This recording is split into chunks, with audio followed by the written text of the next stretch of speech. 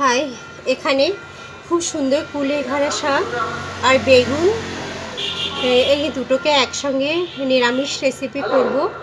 খুব অসাধারণ লাগবে কুলেখাড়া শাক দিয়ে বেগুনের তরকারি। এটাকে ভালো করে কেটে ধুয়ে নিয়ে এসেছি। চলো রান্না চড়িয়ে দেবো। কড়াইতে তেল গরম দিয়ে দিয়েছি। একটা শুকনো লঙ্কা দিলাম চিড়ে, জিরে দিলাম।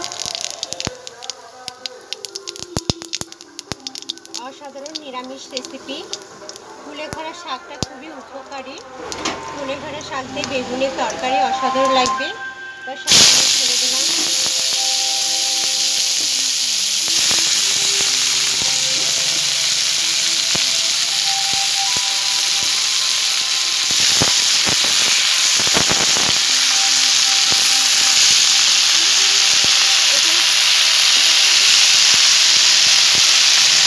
লবণ দিলাম, পরিমাণ মতো লঙ্কা দিয়ে দিলাম, কাঁচা লঙ্কা।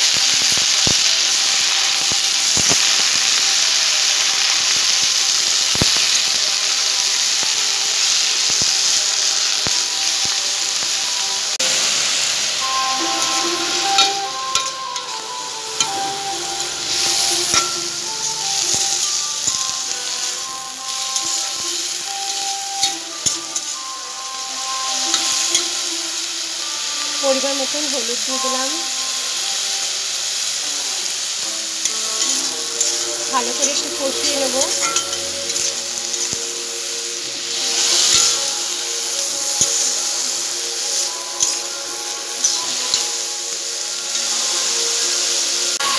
খুব সুন্দর হয়েছে সবজিটা কষানো।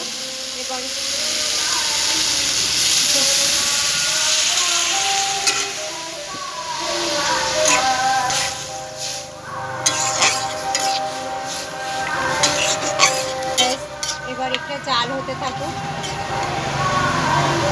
এবার এটা 6-7 মিনিট টানা জাল হোক। খুব সুন্দর হয়েছে কুলেখাড়া শাক দিয়ে বেগুনের তরকারি।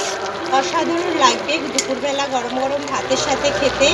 মনে হবে এই সবজিটা দিয়ে পুরো ভাতটাই খেয়ে নেওয়া যাবে, এত টেস্টি একটা তরকারি। এগুলো একদম ঘরোয়া খাবার, বাঙালি খাবার, একদম উপকারী। খুব সুন্দর টেস্টি এবং উপকারী, একদম অতি সাধারণ খাবার। খুব ভালো লাগবে দুপুরবেলা খেতে। আপনারা এরকম কুলেখাড়া শাক দিয়ে বেগুন দিয়ে নিরামিষ রেসিপি করে খেতে পারেন। টাটা।